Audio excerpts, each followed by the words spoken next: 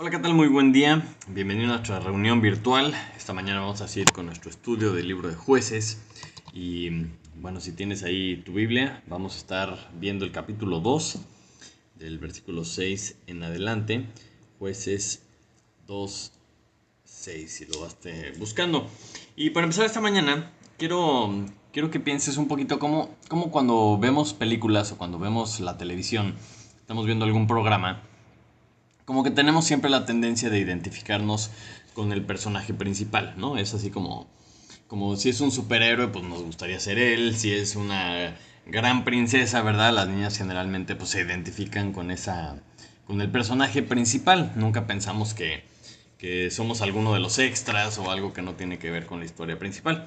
Y mi hija le encantan los programas de cocina, ¿no? Le encantan esos concursos de quién hace el mejor pastel o quién hace el mejor platillo o quién copia, ¿no? La mejor receta de un gran chef.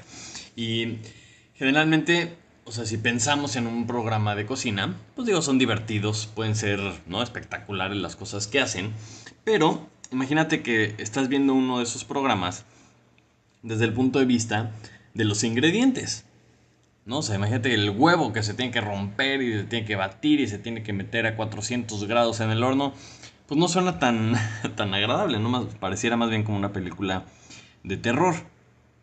Entonces, una misma película puede ser, pues, algo muy padre, algo muy divertido o algo verdaderamente terrible. Entonces, muchas veces cuando leemos la Biblia, no entendemos cómo está escrita, no entendemos a quién está dirigida, no entendemos cómo encajamos nosotros en cierta historia.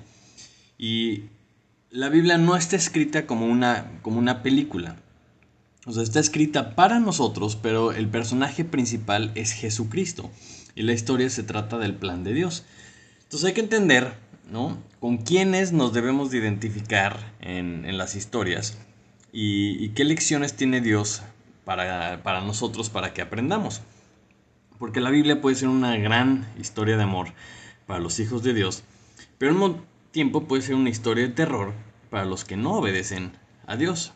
Y es muy interesante porque el pasaje de esta mañana nos presenta un panorama general de lo que vamos a leer en todo el libro de Jueces, ¿no? Y después de hoy, en los siguientes capítulos, cuando ya entremos en las historias particulares de cada uno de los jueces, vamos a ver el detalle, pero el día de hoy es un panorama general. Entonces acompáñame a leer el capítulo 2, versículo 6. Dice así la palabra de Dios. Porque ya Josué había despedido al pueblo y los hijos de Israel se habían ido cada uno a su heredad para poseerla. Y el pueblo había servido a Jehová todo el tiempo de Josué y todo el tiempo de los ancianos que sobrevivieron a Josué, los cuales habían visto todas las grandes obras de Jehová que él había hecho por Israel. Pero murió Josué, hijo de Nun, siervo de Jehová, siendo de 110 años, y lo sepultaron en su heredad en Timnatsera, en el monte de Efraín, al norte del monte de Gaz. Y toda aquella generación también fue reunida a sus padres. Y se levantó después de ellos otra generación que no conocía a Jehová, ni la obra que él había hecho. Después los hijos de Israel hicieron lo malo ante los ojos de Jehová y sirvieron a los Baales. Dejaron a Jehová, el Dios de sus padres, que los había sacado de la tierra de Egipto, y se fueron tras otros dioses, los dioses de los pueblos que estaban a sus alrededores, a los cuales adoraron, y provocaron a ira a Jehová. Y dejaron a Jehová, y adoraron a Baal y a Astarot. Y se encendió contra Israel el furor de Jehová, el cual los entregó en manos de robadores que los despojaron y los vendió en manos de sus enemigos de alrededor, y no pudieron ya hacer frente a sus enemigos. Por donde quiera que salían, la mano de Jehová estaba contra ellos para mal, como Jehová había dicho, y como Jehová se lo había jurado, y tuvieron gran aflicción. Y Jehová levantó jueces que los librasen de mano de los que les despojaban, pero tampoco oyeron a sus jueces, sino que fueron tras dioses ajenos, a los cuales adoraron. Se apartaron pronto del camino en que anduvieron sus padres, obedeciendo los mandamientos de Jehová. Ellos no hicieron así. Y cuando Jehová les levantaba jueces, Jehová estaba con el juez, y los libraba de mano de los enemigos todo el tiempo de aquel juez. Porque Jehová era movido a misericordia por sus gemidos a causa de los que los oprimían y afligían. Mas acontecía que al morir el juez, ellos volvían atrás y se corrompían más que sus padres, siguiendo a dioses ajenos para servirles.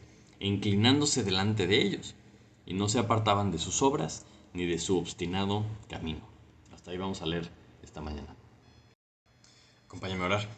Padre Santo, te damos muchas gracias esta mañana porque podemos nuevamente, Señor, estar reunidos, aunque sea de forma virtual, Señor, para buscar tu rostro, para buscar tu palabra, Señor. Esta mañana te pido que tu verdad se nos revele, Señor, que abra nuestro corazón, abra nuestro entendimiento, que podamos ver lo que tú quieres que aprendamos, Señor, que lo podamos ver en nuestras propias vidas, que lo podamos aplicar para glorificarte más y mejor, Señor, con todo lo que hacemos, con todo lo que decimos. Te pedimos que quites cualquier distracción, que podamos estar concentrados en ti, en tu palabra, en lo que tú tienes para nosotros esta mañana, Señor. Te lo pedimos en el nombre de Jesús. Amén. Amén. Muy bien. Entonces, hemos estado estudiando cómo la nación de Israel y toda la historia de la nación de Israel es un paralelo con la vida del creyente. Y así como panorama general, la historia de la nación de Israel, pues se puede dividir en tres grandes secciones, ¿ok? La primera es cuando, o sea, antes de nacer, ¿no? Cuando está apenas formándose, que veíamos que estaba en Egipto, que estaban en esclavitud, y Dios los libera, ¿no? Toda esa parte inicial de la nación de Israel. Después viene una sección grande, importante, y es en donde ya están viviendo en la tierra prometida. Abarca desde que empiezan a obedecer a Dios, desde que la conquistan, y todo este periodo en donde Dios establece el reino, ¿no? Ya como una nación de Israel. Y esto es interesante porque en este periodo es cuando Dios quería cumplir un cierto propósito con la nación de Israel.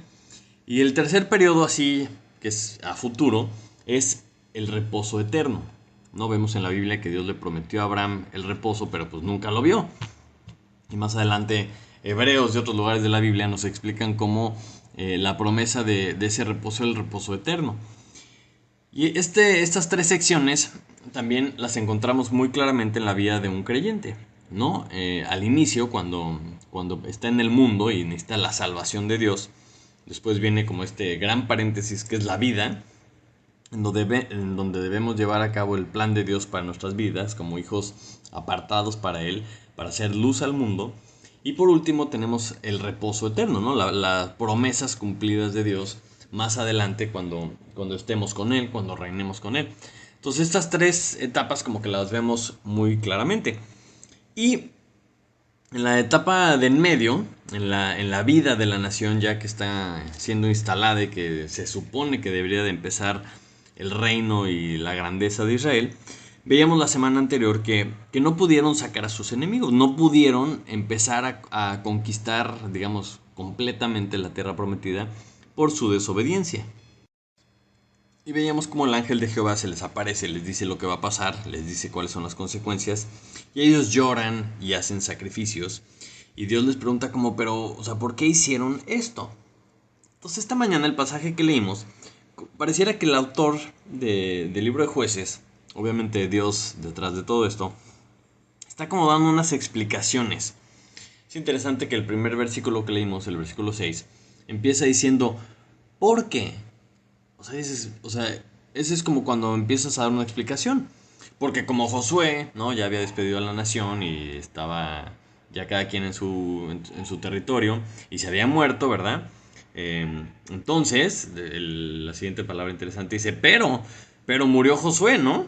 Y sepultaron a Josué y toda aquella generación también fue reunida con sus padres. Entonces, ¿qué pasó después? Bueno, entonces después la nación de Israel se alejó. Entonces viene como este tono explicativo, ¿no? Entonces vemos que todavía no salimos de la introducción del libro. Todavía nos está explicando un poquito qué es lo que va a pasar. Una visión general de lo que va a pasar en este libro durante estos 450 años que vienen más adelante, ¿no? Y entonces yo quería empezar platicando un poquito qué es lo que está diciendo el pasaje, qué es lo que dice, qué leemos, ¿no? Y vamos a repasar, nos va a servir de repaso, de este panorama general del libro de los jueces. El versículo 6 y 7, ¿no? Dice que Josué ya había despedido a todas las tribus a su heredad y el pueblo había servido a Jehová todo el tiempo de Josué y todo el tiempo de los ancianos que sobrevivieron a Josué, los cuales sabían lo que Dios había hecho, ¿no? Y toda la nación sirvió mientras estaba viva esta generación que conocía a Jehová. Y si nos vamos rápidamente a Josué, capítulo 1, ¿no? Al principio de ya cuando Dios le encarga directamente a Josué, le dice unas cosas muy interesantes y le hace unas promesas muy interesantes, pero le dice dos versículos que son muy conocidos. Dice, nunca se apartará de tu boca este libro de la ley, sino que de día y de noche meditarás en él, para que guardes y hagas conforme a todo lo que en él está escrito, porque entonces harás prosperar tu camino y todo te saldrá bien. Mira que te mando que te esfuerces y seas valiente, no temas ni desmayes, porque Jehová tu Dios estará contigo en donde quiera que vayas. Entonces, la instrucción de Dios a Josué, una vez que se muere Moisés, era específicamente que hiciera, ¿no? Que guardara todo lo que estaba escrito en el libro de la ley, que obedeciera. Y una de las cosas más importantes que estaba escrito en el libro de la ley es que le tenían que enseñar a los hijos, ¿no? Lo que Dios había hecho. Si nos ponemos a leer el Pentateuco y vemos las fiestas, los altares, los sacrificios, todo este tipo de cosas eran recordatorios de lo que Dios había hecho. Y Dios mismo siempre decía, yo soy Jehová tu Dios que te sacó de la tierra de Egipto. Y si recordamos lo que pasó, pues o sea, nos hace pensar a lo mejor en las plagas, ¿no? En el ángel de Jehová que hizo que se murieran todos los primogénitos, ¿no? Que celebran la Pascua precisamente para recordar estas cosas. Entonces, una de las principales instrucciones es que la gente recordara lo que Dios había hecho con ellos. Y vemos en el versículo 8 que dice, pero murió Josué hijo de Nun, siervo de Jehová, siendo 110 años, y lo sepultaron. Y luego dice el 10, y toda aquella generación también fue reunida con sus padres, es decir, todos los viejitos se murieron, ¿no? Y se levantó después de ellos otra generación que no conocía a Jehová, ni la obra que él había hecho por Israel. Y dices, oye, pero, o sea, ¿cómo que pero? ¿No? Dice, pero murió Josué. Está diciendo, pasó algo negativo, porque siempre hay un pero, ¿no? Entonces, ya que se murió Josué, ya que se murió toda esa generación, se levantó una generación que no conocía a Jehová. Y dices, oye, pero, o sea, ¿cómo es posible que esto haya pasado? ¿No? ¿Por qué pasó esto? Ah, bueno, pues podemos leer entre líneas que desobedecieron, no le enseñaron a la siguiente generación lo que Jehová había hecho. O sea, porque no es posible que no supieran lo que Jehová había hecho. Pues digo, ¿qué estás haciendo aquí? ¿Cómo llegamos aquí, papá? ¿No? O sea, imagínate el nivel de desatención para que se levante una generación después de algo tan grande que hizo Dios y esa generación no supiera lo que Dios había hecho. Pero vamos en el versículo 11, dice que después, o sea, después de que se murieron los ancianos y que se levanta esta generación que no conocía a Jehová, ¿qué fue lo que pasó? Los hijos de Israel hicieron lo malo ante los ojos de Jehová y sirvieron a los Baales. ¿Y después qué pasó? Dejaron a Jehová, el Dios de sus padres, que los había sacado de la tierra de Egipto. Entonces, después de que se levante esta generación que no conocía a Jehová, ¿qué fue lo que pasó? Pues se fueron tras otros dioses, dejaron a Dios y empezaron a seguir a los otros dioses. Si no conocían lo que Dios había hecho, si no conocían lo que Dios decía, ¿no? O sea, su palabra, pues es obvio que no sabían lo que le gustaba a Dios, lo que no le gustaba a Dios. No sabían, o sea, ni quién es, ni de qué es capaz de hacer. Pero se me hace increíble esta situación con la nación de Israel. Y vamos a, cuando empezamos, nosotros pensamos a lo mejor en la ley, pues nos viene a la mente a lo mejor los 10 mandamientos. Vamos a ver rápidamente qué dice. Éxodo 20. Y vamos a leer solamente pues, los primeros mandamientos. Dice Éxodo 21. Y habló Dios todas estas palabras diciendo, yo soy Jehová tu Dios que te saqué de la tierra de Egipto de casa de servidumbre, ¿no? Para que no te olvides, ¿verdad? Que no se te olvide quién te sacó y de dónde te sacó. De casa de servidumbre. Dice, no tendrás dioses ajenos delante de mí. No te harás imagen ni ninguna semejanza de lo que esté arriba en el cielo, ni abajo en la tierra, ni en las aguas debajo de la tierra. No te inclinarás a ellas, ni las honrarás, porque yo soy Jehová tu Dios, fuerte, celoso, que visito la maldad de los padres sobre los hijos hasta la tercera y cuarta generación de los que me aborrecen, y hago misericordia a millares a los que me aman y guardan mis mandamientos. A ver, estamos hablando de que la nación de Israel tenía el encargo de enseñarle a sus hijos la ley de Dios. Y no estamos hablando de la ley completa, estamos hablando del primer mandamiento. O sea, decimos, bueno, pues con que hubieran aprendido los 10 mandamientos hubieran estado mejor. O sea, es más, con que hubieran enseñado el primer mandamiento hubieran estado mejor. Sin embargo, vemos en nuestro pasaje esta mañana que se levantó una generación que no conocía a Jehová. Y dices, órale, qué tremendo. ¿Y cuáles son las consecuencias de esto? El versículo 13 dice, y dejaron a Jehová, y adoraron a Baal y a Astarot, y se encendió contra Israel el furor de Jehová, el cual los entregó en manos de robadores que los despojaron y los vendió en manos de sus enemigos de alrededor, y no pudieron ya hacer frente a sus enemigos. Por donde quiera que salían, la mano de Jehová estaba contra ellos para mal, como Jehová había dicho y como Jehová se lo había jurado, y tuvo gran aflicción. Entonces el haber dejado a Dios tiene consecuencias. Y Dios cumple lo prometido, eso lo habíamos visto la semana pasada. Que dice, siempre y cuando me hagas caso, siempre y cuando oigas lo que yo te digo, voy a estar contigo, no te va a pasar nada y vamos a derrotar a todos, ¿no? Pero como no lo hicieron, pues Dios tiene que cumplir su palabra. Y los entrega en manos de sus enemigos. Entonces, más adelante vamos a ver un poquito por qué. ¿Por qué hace Dios esto? ¿No? La siguiente semana vamos a ver por qué hace Dios eso, por qué los entrega en manos de los enemigos. Porque vamos a ver, ¿no? Como el plan de los judíos, el gran plan de cobrarles tributo, pues no les estaba funcionando muy bien, ¿verdad? Dios les había dicho que los destruyeran y ellos dijeron, bueno, vamos a cobrarles tributos, o sea, no nos va a ir tan mal. Pues miren, ahí está.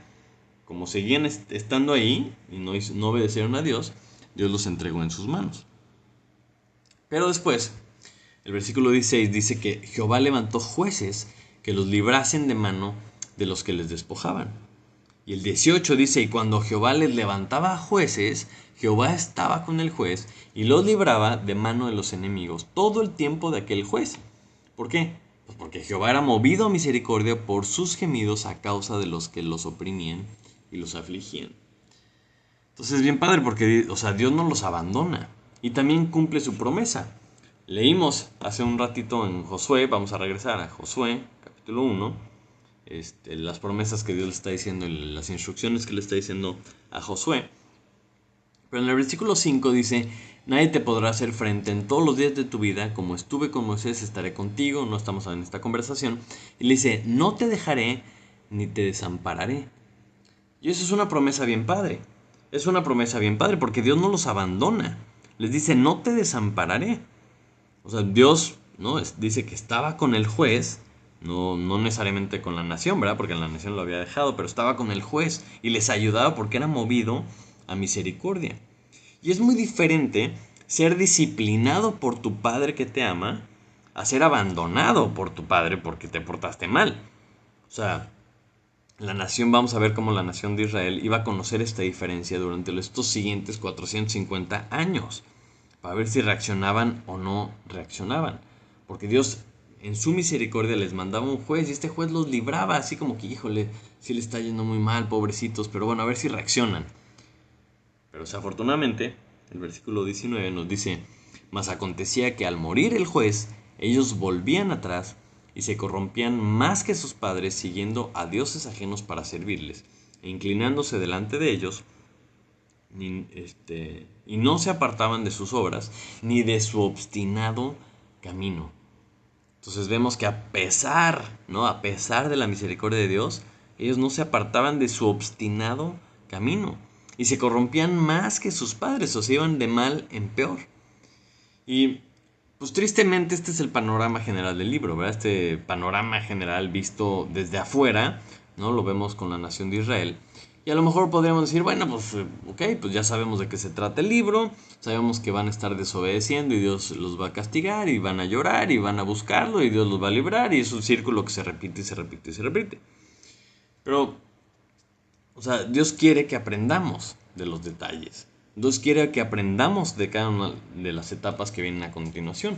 No puedes olvidar los detalles, así como tampoco puedes perder de vista el panorama general. Los dos son importantes.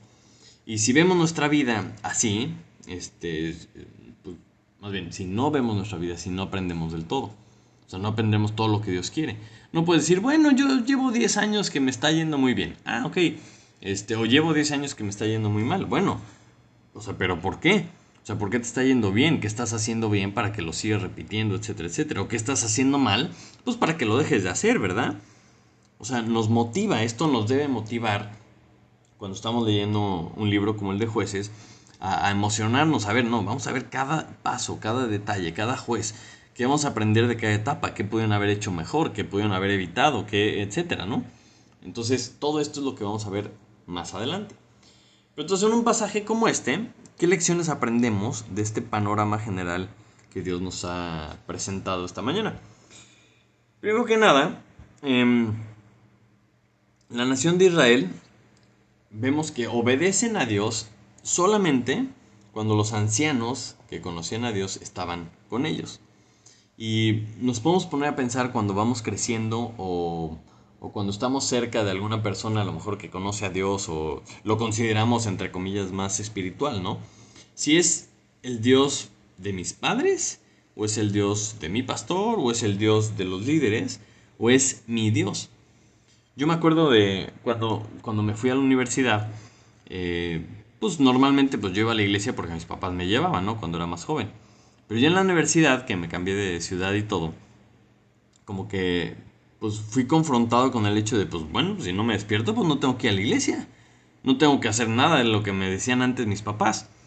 Entonces como que fue la primera vez que yo me puse a pensar, híjole, pues, o sea, esto tiene que ser mío, es una fe mía, lo estoy haciendo por convicción propia, o lo hago porque mis papás me decían, ¿no? Y en la Biblia vemos varias historias así. Por ejemplo, el rey Joás, cuando empieza a ser rey, creo que como de 7 años, y reinó 40 años, y estaba un sacerdote que se llama Joyada al mismo tiempo que él, ¿no? Y usa este pasaje de Crónicas, de Segunda de Crónicas, capítulo 24, usa esta frase tan común en Reyes y en Crónicas que dice, hizo lo recto ante los ojos de Jehová. Y podemos decir, ay, qué buena onda, ¿no? Este rey Joás es un buen ejemplo. Pero dice, hizo lo recto ante los ojos de Jehová todos los días del sacerdote Joyada. Entonces dice, ah, caray.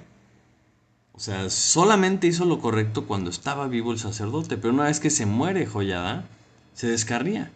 Y empieza a hacer una cantidad de cosas horribles, ¿no? Y ahí viene toda la narración de lo que él hizo. Y es muy fácil, o es más fácil a lo mejor si sientes que alguien te está supervisando, si sientes que te están viendo, pues portarte bien. Pero en el momento que se quita esa persona, en el momento que se va, en el momento que ya no estás con esa persona, ah, bueno, entonces ahora sí, sale a relucir la verdad. Por eso, Filipenses 2, si me acompañas a Filipenses 2, versículo 12, Pablo está diciendo a la iglesia de los filipenses, les dice esto, por tanto, amados míos, como siempre habéis obedecido, no como en mi presencia solamente, sino mucho más ahora en mi ausencia, ocupaos en vuestra salvación con temor y temblor, porque Dios es el que en vosotros produce así el querer como el hacer por su buena voluntad. Es muy interesante, como les dice, no solo en mi presencia, o sea, no se porten bien solamente cuando estoy yo, ¿verdad? O sea, él está echando un poquito de porras diciendo, o sea, no solo cuando estoy yo, sino cuando no estoy también se portan muy bien. Y les dice, Dios es el que produce en nosotros el querer como nacer por su buena voluntad. No yo, Pablo, o no yo, pastor, ¿verdad? O no yo, papá, yo no puedo producirle a mis hijos que se porten bien. No, o sea, el pastor no puede hacer que la gente se porte bien. No, no pueden producir eso en nosotros. A lo mejor dices, bueno, no, sí pueden. Mira, está Joyada, ¿no? Joyada el sacerdote sí pudo. Y hay muchos pastores que quieren producir esto en nosotros. Y pues entonces empiezan a usar artimañas, ¿no? Como de control o una supervisión increíble. O empiezan a usar el miedo o algún tipo de manipulación. Pero el verdadero discipulado te empuja a que lo hagas por temor de Dios. Es decir, ocúpate de tu salvación, ocúpate en hacer lo que Dios tiene pensado para ti después de haberte sacado de Egipto, ¿verdad? Y hazlo por Él, o sea, obedece a Dios porque es Dios, obedece su voz. O sea, no podemos ser policías espirituales de todos. Es claro que nos debemos de animar y de exhortar unos a otros, pero debemos asegurarnos de que todos entiendan la responsabilidad que tenemos hacia Dios, porque estamos delante de Él siempre. O sea, yo no puedo estar supervisando a todos a ver si se están portando bien, yo no puedo verte en tu trabajo, yo no puedo ver a mis hijos cómo se comportan en la escuela. No, no, claro que no, pero Dios sí. O sea, Él siempre ve todo y a Él es a quien le vamos a rendir cuentas.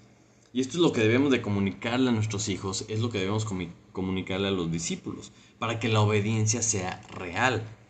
Entonces, esta desobediencia de la nación de Israel, ¿no? Que no obedecieron de una forma real porque solo se portaron bien mientras seguía viva la generación de los ancianos. Y esa falta de discipulado, esa vamos a llamarla apatía en transmitir el mensaje de Dios, en enseñarle a sus hijos, es una apatía en el discipulado. Y la apatía, en cualquier ciclo de vida, la apatía lleva a la apostasía. La apostasía significa que te apartas del camino. Entonces, si tú eres apático en la educación de tus hijos, si tú eres apático en el discipulado, no te puede sorprender que se levante una generación que no quiere obedecer, que se levante una generación apartada de Dios.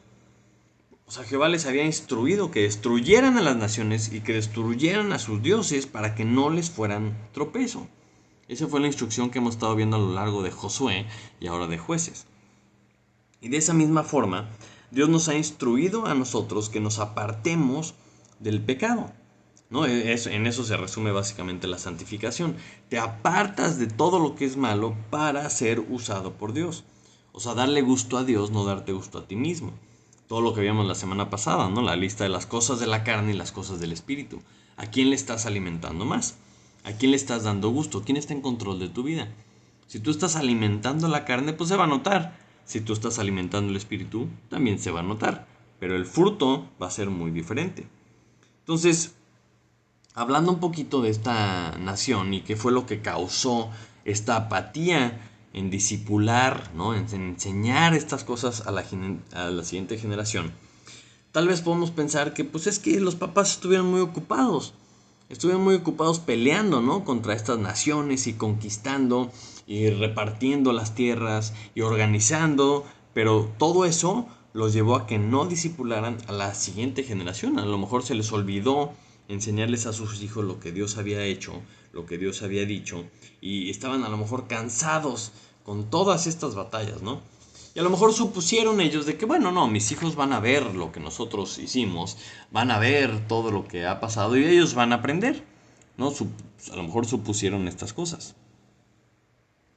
Si eso lo traemos a la actualidad, si lo traemos a la época de la iglesia, o sea, podemos hacer un paralelismo, ¿no? Porque si vimos que la nación de Israel no pudieron derrotar a estos enemigos porque no dejaron que Dios lo hicieron en sus propias fuerzas. Entonces muchas veces en nuestra vida, como creyentes, tratamos de vencer el pecado, las cosas que Dios dice que debemos de dejar, lo tratamos de vencer en nuestras propias fuerzas. Y ya sabemos que Dios es el que produce en nosotros el querer como el hacer por su buena voluntad.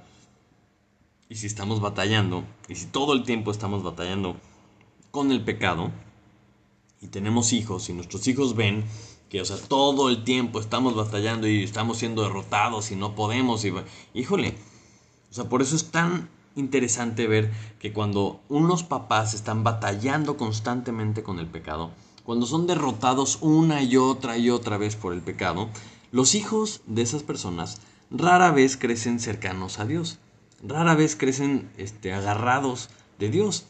Porque pues ven, dicen, híjole, pues como que este Dios no es muy poderoso, ¿verdad? Pues mira cómo andan de amolados. Entonces, ¿qué pasa? Empiezan a buscar otras alternativas. Así como Dios les daba la victoria a la nación de Israel y no eran ellos, cuando dejaron a Dios empezaron a perder. Entonces, así nosotros debemos de enfocarnos en que Él nos dé la victoria. Debemos de ocuparnos en nuestra salvación, debemos hacer de nuestra parte. ¿Cuál es nuestra parte? Obedecer. Porque si no obedecemos, nunca vamos a vencer el pecado. Y no vencemos el pecado, ¿no? Porque lo hacemos en nuestras propias fuerzas. Y si hacemos esto, nuestros hijos van a buscar alternativas. Entonces vemos por qué se levantó entonces una generación que no conocía a Jehová. Pues digo, creo que es obvio. Porque pues no discipularon bien a sus hijos, no obedecieron a Dios, no le enseñaron a sus hijos lo que Dios había hecho. Y es que no solamente es hablarlo, ¿no? Cuando estamos con nuestros hijos, con nuestros discípulos, no se trata solamente de hablar las cosas, sino de vivirlas, ¿no? Y eso es lo que Pablo siempre le enseña a sus discípulos, ¿no? A Timoteo, a Tito, como en Tito 1:16. Está hablando de estas personas que no andan correctamente. Dice, profesan conocer a Dios, pero con los hechos lo niegan, siendo abominables y rebeldes, reprobados en cuanto a toda buena obra. O sea, no podemos profesar que conocemos a Dios y luego negarlo con nuestros hechos, porque entonces nos volvemos abominables y rebeldes y sin buenas obras. No solamente hablarlo, sino es vivirlo. Y la forma en la que vivieron a lo mejor esta nación y que no hablaron a sus hijos, no les enseñaron lo que Dios había hecho, pues trajo estas consecuencias tan terribles. Y esa apatía al discipular, esa apatía de transmitir, de obedecer lo que Dios les había dicho, pues los lleva a una apostasía. Y esto es donde se pone peligroso, porque si te apartas de Dios, es mucho más fácil dejarlo, porque te vas separando, te vas alejando, y de repente te das cuenta que pues ya no está cerca, entonces pues lo puedes dejar, ¿no? Y por eso, o sea, la Biblia habla muchísimo de que nuestra relación con Dios es muy similar al matrimonio, ¿no? Esa comunicación que debe haber, esa intimidad que debe haber, esa confianza, esa cercanía que debe haber. Entonces, cuando Dios dice que alguien deja a Dios, lo comparan muchas veces con la infidelidad. Como por ejemplo, acompáñame a Éxodo, capítulo 34, versículo 15, ¿no? Dice, por tanto, no harás alianza con los moradores de aquella tierra, porque fornicarán en pos de sus dioses y ofrecerán sacrificios a sus dioses y te invitarán y comerás de sus sacrificios. O tomando de sus hijas para tus hijos, fornicando sus hijas en pos de sus dioses, harán fornicar también a tus hijos en pos de los dioses de ellos. No te harás dioses de fundición. No, esta es una instrucción que viene desde el Éxodo. ¿Por qué? Porque está diciendo, o sea, ¿por qué estás buscando en otro lado? ¿Por qué estás dejando a Dios? Estás siendo infiel a Dios. Y es una de las cosas más terribles de soportar en el matrimonio. Entonces, espiritualmente es lo mismo. Entonces, cuando estamos hablando de fornicación y de infidelidad y demás, a mí me hace pensar mucho en el joven falto de entendimiento que encontramos en Proverbios capítulo 7. ¿No? Este proverbio que le está diciendo a sus hijos, ¿no? A ver, pon atención, escúchame bien, guarda mis razones, dice, vamos a leerlo rápidamente. Dice, hijo mío, guarda mis razones y atesora contigo mis mandamientos. Guarda mis mandamientos y vivirás, y mi ley como las niñas de tus ojos. Lígalos a tus dedos, escríbelos en la tabla de tu corazón. Di a la sabiduría, tú eres mi hermana, y a la inteligencia llama parienta, para que te guarden de la mujer ajena y de la extraña que ablanda sus palabras. Entonces está hablando de que a su hijo, ¿no? Le está hablando el papá a su hijo, le está diciendo, a ver, ponme atención, guarda la sabiduría, hazme caso, ¿no? Porque esto te va a salvar de la mujer extraña. Entonces, continúa diciendo, y quiero que leas este pasaje junto conmigo, pero pensando en la fornicación espiritual. Dice así, porque mirando yo por la ventana de mi casa, por mi celosía, vi entre los simples, consideré entre los jóvenes a un joven falto de entendimiento, el cual pasaba por la calle junto a la esquina, e iba camino a la casa de ella, a la tarde del día, cuando ya oscurecía, en la oscuridad y tinieblas de la noche. Cuando he aquí una mujer le sale al encuentro, con atavío de ramera y astuta de corazón, alborotadora y rencillosa, sus pies no pueden estar en casa. Unas veces está en la calle, otras veces en las plazas, acechando por todas las esquinas. Se asió de él y le besó.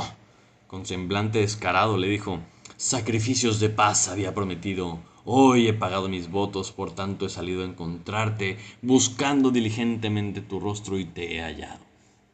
He adornado mi cama con colchas recamadas con cordoncillo de Egipto. He perfumado mi cámara con mirra, aloes y canela. Ven, embriaguémonos de amores hasta la mañana. Alegrémonos en amores, porque el marido no está en casa, se ha ido a un largo viaje. La bolsa de dinero llevó en su mano y el día señalado volverá a su casa. Y dice, ¿qué fue lo que le pasó a este joven falto de entendimiento, ¿no? Dice, lo rindió con la suavidad de sus muchas palabras, lo obligó con la salamería de sus labios. Al punto se marchó tras ella como va el buey al degolladero, como el necio a las prisiones para ser castigado, como el ave que se apresura a la red y no sabe que es contra su vida, hasta que la saeta traspasa su corazón. Entonces, obviamente, todo esto aplica exactamente igual para la fornicación física. Pero si pensamos esto en una imagen espiritual, ¿no? Las cosas que nos van jalando, que nos van conquistando, que nos van alejando de Dios, son así. No andas sin ver en dónde estás caminando, ¿no? Vas en el camino hacia esta mujer, estás caminando en la oscuridad, estás caminando en las tinieblas y de pronto sale al encuentro astuta, ¿no? Astuta de corazón, alborotadora, ¿no? Y te convence con la suavidad de sus palabras, con la salamería de sus labios, te seduce, te obliga y vas directo al degolladero, como la ave que cae en la red, ¿no? Y adiós, caes en los encantos de lo que no es Dios. Caes en los encantos de algo que te está alejando de Dios. Entonces, ¿cómo le haces, verdad? Para que esto no pase. Bueno, pues entonces lo que está diciendo, guarda los mandamientos del Padre, estando cerca de Él, andando en sus caminos, andando en su luz, no andando en pos de otros lugares, acercándote hacia aquello que te va a alejar de Dios. Porque entonces sí, si no haces caso, ¿verdad? Como la nación de Israel, entonces vienen las consecuencias, ¿no? Si empiezas a ver el pecado. Cuando Dios dice que nos debemos de santificar, debemos de dejar el pecado atrás, lo que está diciendo es que quita todo lo que te estorbe, quítalo. La santificación es para que en tu caminar con Dios no te vaya a estorbar más adelante. Eso es la santificación. Si vemos a la nación de Israel, en lugar de crecer, de gobernar, de ocuparse de toda la tierra, de preocuparse nada más por su comida, por la vida, ¿no? El crecimiento de sus familias, y lograr el propósito de Dios, que era bendecir a todas las naciones, ¿no? En vez de que esto sucediera, pues estuvieron derrotados y subyugados. No pudieron hacerle frente a sus enemigos y encima los sirvieron, ¿no? Los azorrillaron. Acabaron siendo esclavos. Entonces, lo que pasa en nuestras vidas cuando no destruimos los pecados que hay en ella es que nos volvemos esclavos de ellos. O sea, no crecemos, no cumplimos el propósito que Dios tiene para nuestras vidas. Y no somos bendición para la gente que nos rodea. En lugar de brillar, ¿no? La luz de Jesús, lo hacemos quedar mal o representamos mal lo que es Jesús. Hay gente, ¿no? Que de repente dice, ¿tú eres cristiano? ¡Hijo, qué barbaridad! O sea, no solo quedamos mal nosotros, sino que hacemos quedar mal a Él. O sea, el mal testimonio que a veces damos, hacemos quedar mal a Dios. Vemos cuando salen de Egipto, que Dios estaba a punto de destruirlos por toda su desobediencia y por toda su rebeldía, cómo Moisés está preocupado por la imagen de Dios, no decir, oye, espérame, no hagas eso, ¿no? Porque imagínate, todos van a decir, nada más los sacó para destruirlos. O sea, es importante lo que reflejamos de Dios, si estamos haciéndolo quedar bien o no. Hace unos meses estudiamos 1 Tesalonicenses y dice que a santidad hemos sido llamados. O sea, no solamente a salvación, sino a santificación para que nos apartemos de todas estas cosas. Y ese es el llamado que tenemos todos. Y si tú estás batallando con algo, clama a Dios, pero también haz tu parte. Clama a Dios que te ayude, pero aléjate de las cosas que te están llevando a caer en ese pecado. Porque aprendemos mucho del carácter de Dios con este pasaje. Aprendemos cómo la nación clamaba a Dios y Él en su misericordia los ayudaba. Mira lo que dice el versículo 18 de nuestro pasaje esta mañana.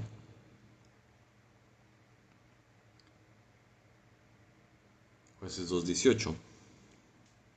Dice, cuando Jehová les levantaba jueces, Jehová estaba con el juez y los libraba de mano de los enemigos todo el tiempo de aquel juez, porque Jehová era movido a misericordia. Entonces es movido a misericordia porque es un padre amoroso, ¿no? Y como él, como hijos, nosotros, pues él tiene misericordia de nosotros. Y nos va a dar una solución, nos va a dar una salida de cada pecado que enfrentemos. Y dice la Biblia, ¿no? Que tenemos un sumo sacerdote que nos entiende, que se compadece de nosotros. Porque él vivió y sufrió lo mismo que nosotros, pero no pecó. Entonces, como Dios es fiel, y porque es amoroso como Padre, quiere que crezcamos y quiere que cumplamos su propósito. Entonces nos va a ayudar.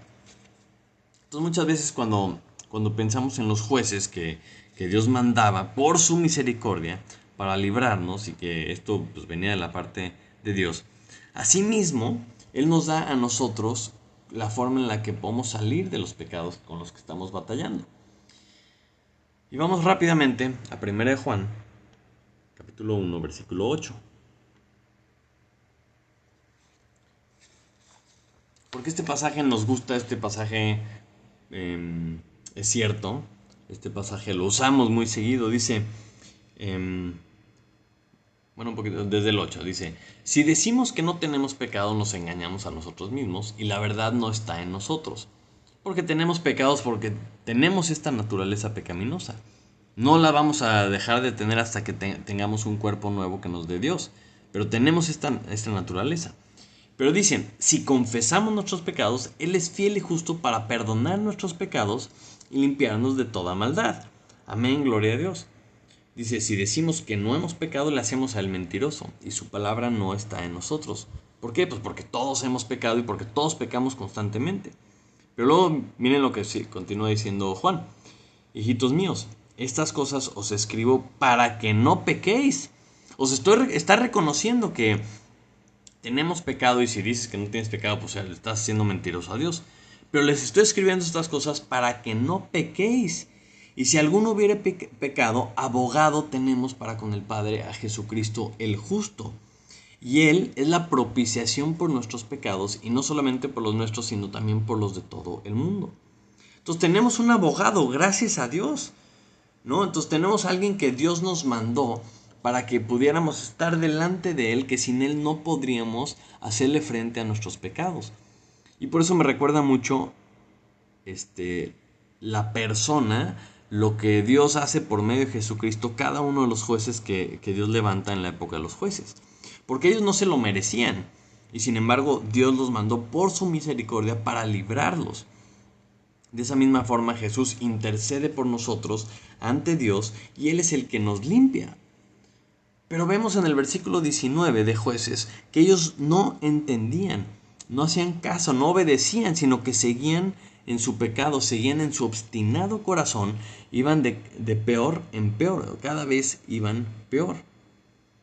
Entonces lo que tenemos que entender es que si tú estás pecando, si tú estás buscando a Dios y si Dios te ayuda, ok, tienes que ser sabio, tienes que recapacitar en tu pecado. Porque Jesús nos perdonó nuestros pecados, claro, ¿verdad? Pero no es para que andemos pecando a gusto, ¿no? Y como, pues ya sabemos que estamos perdonados, entonces ya puedo pecar todo lo que yo quiera. No estás entendiendo. Porque nuestro pasaje de Juan, 1 Juan 2, en el versículo 3 dice, y en esto sabemos que nosotros le conocemos, si guardamos sus mandamientos. El que dice, yo le conozco y no guarda sus mandamientos, el tal es mentiroso y la verdad no está en él. Pero el que guarda su palabra, en este verdaderamente el amor de Dios se ha perfeccionado. Por esto sabemos que estamos en él.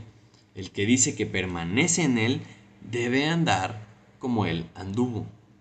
Y esta es la parte importante, esta es la parte interesante que podemos aplicarlo a nuestras vidas.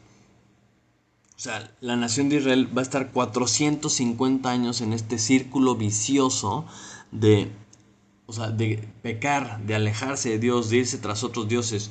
Dios en su misericordia les manda un salvador, les manda un juez que los libre de la mano a los otros para que reaccionen. Y no reaccionan. Se muere el juez y regresan a su mal camino y Dios los vuelve a entregar a las manos de los adversarios y se vuelve un ciclo. Es un ciclo que nosotros podemos también caer si no entendemos que el chiste, que si conoces a Jesús debes guardar sus mandamientos. Si permaneces en Él, si tú dices que yo permanezco en Él y estoy pegado con Dios, perfecto, debes de andar como Él anduvo.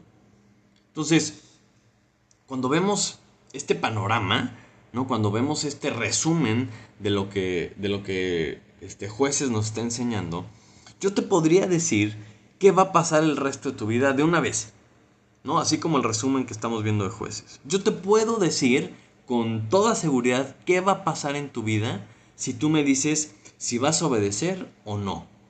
O sea, si vas a obedecer, se va a cumplir el propósito de Dios en tu vida. Y te lo garantizo porque es algo que Dios dice. Pero si no vas a obedecer, no solo no se va a cumplir el propósito de Dios en tu vida, sino que además te va a ir mal. O sea, Dios nos revela el futuro de nuestra vida y de nuestra eternidad en la Biblia. Y este pasaje, ¿no? Así como este pasaje nos está contando toda la película de lo que va a pasar en esta etapa, ¿no? En esta etapa de los jueces a resumidas cuentas, los próximos 450 años ya sabemos qué va a pasar con la nación de Israel porque la Biblia nos lo está diciendo. Y dicen, y no hacían, y desobedecían, y les iba mal, y Dios los libraba por su misericordia. Y de ahí no salieron por su obstinado corazón. Entonces la Biblia completa, ¿no? Es lo mismo para nuestras vidas. O sea, si tú lees la Biblia, puedes ver un panorama completo de tu vida. Puede ser una película de terror, una verdadera película de terror en donde vas a ser usado como un vaso de desobediencia, ¿verdad? Y vas a ser puesto como ejemplo para otras personas. O la Biblia puede ser un libro de amor, una historia de amor en la que Dios te salva. Y es muy interesante el vocabulario de todas las historias de ciencia ficción y de princesas y demás. O sea, generalmente siempre hay un castillo, ¿no? Siempre hay un reino, siempre hay una princesa, ¿no? Que es encarcelada, que está prisionera por el dragón. Y llega un príncipe y la salva. O sea, es la historia más antigua porque es la historia de la Biblia. Ese Salvador que viene a rescatar a la iglesia, ¿no? Y que derrota al dragón. Por favor, es la historia más antigua. Entonces, esa historia, ¿cómo va a ser para ti? ¿De qué lado vas a estar? ¿Vas a ser de los minions del dragón? ¿O vas a estar del lado del príncipe y del rey Salvador? ¿No? ¿Vas a ser la princesa que eres rescatada, ¿no? Por Cristo? ¿O quién vas a ser?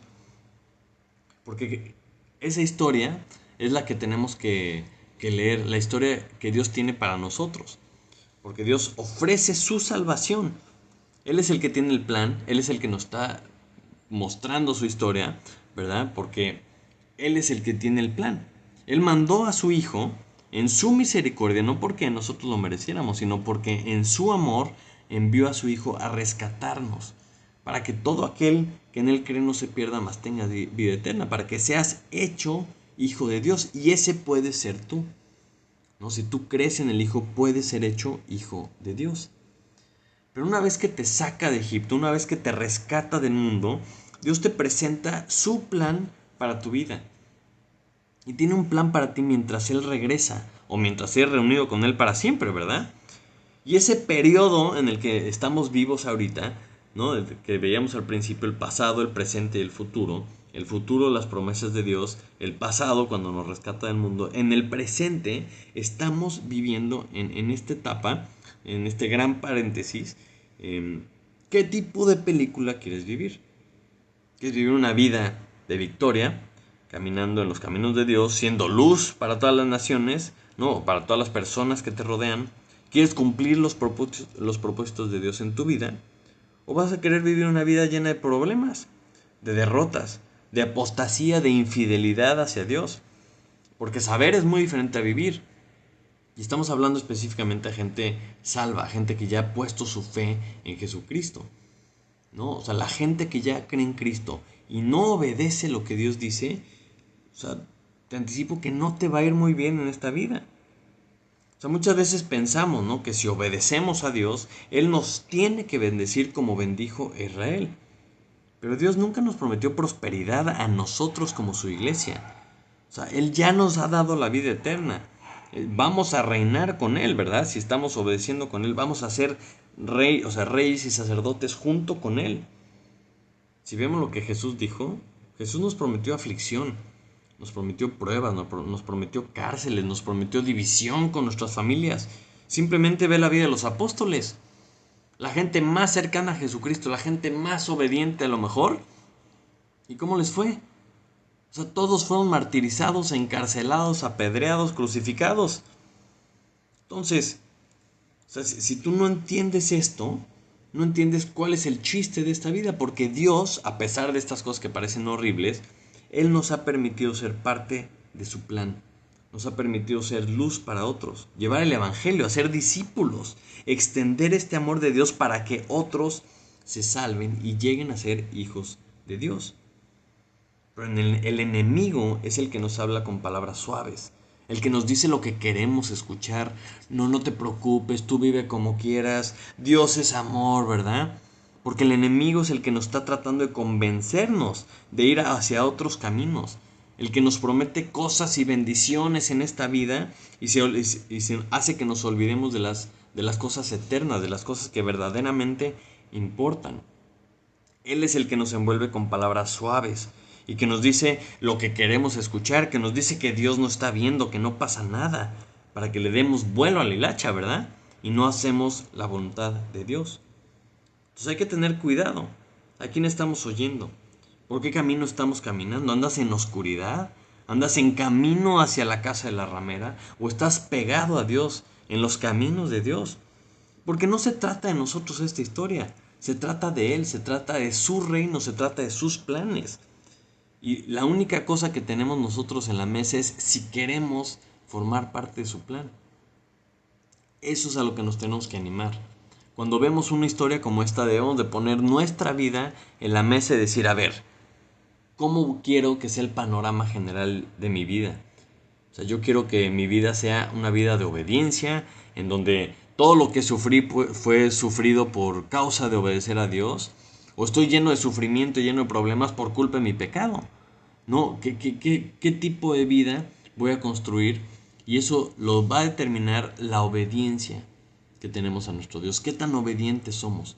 O sea, aprendemos de los errores de Israel, lo aplicamos a nuestra vida, nos animamos unos a otros. ¿Para qué? Para tener en mente, en la vista, el propósito de Dios, o nos vamos a alejar del camino de Dios. Eso es lo que nos está presentando Dios en este pasaje. Que pongamos nuestras barbas a remojar, que aprendamos de la nación de Israel para que no imitemos lo malo que hicieron ellos, para que aprendamos de lo que ellos hicieron mal, de su falta de obediencia, y nosotros no sigamos ese mismo camino, sino que nos aferremos y nos peguemos a Jesucristo. Vamos a orar. Padre Santo, te damos muchas gracias, Señor, porque nos das la posibilidad, Señor, de no experimentar absolutamente todo, Señor, sino que podamos aprender de errores ajenos, Señor.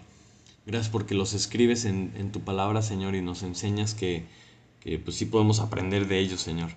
Te pido que seamos sabios, que seamos meticulosos en ver cómo es nuestro caminar, Señor, hacia dónde están apuntando nuestros pasos, hacia dónde nos lleva la forma en la que estamos viviendo, Señor. Y te pido que podamos hacer los ajustes necesarios, Señor, para enderezar el camino, para pegarnos más a ti, Señor, para andar más pegados a ti, Señor, y que por ningún motivo permitas que nos alejemos de ti, Señor, que te dejemos, Señor, que suframos esas consecuencias. Para nada, Señor, te pedimos que nos ayudes, que pongas tú en nosotros el querer como el hacer, por tu buena voluntad, y que nosotros hagamos nuestra parte de creerte, Señor, de obedecerte y poder ver todos los planes que tú tienes para nosotros, Señor. Te lo pedimos en el nombre de Jesús. Amén. Amén y amén. Pues muchísimas gracias. Qué bueno que te conectaste el día de hoy. Espero que Dios te bendiga y nos vemos hasta la próxima.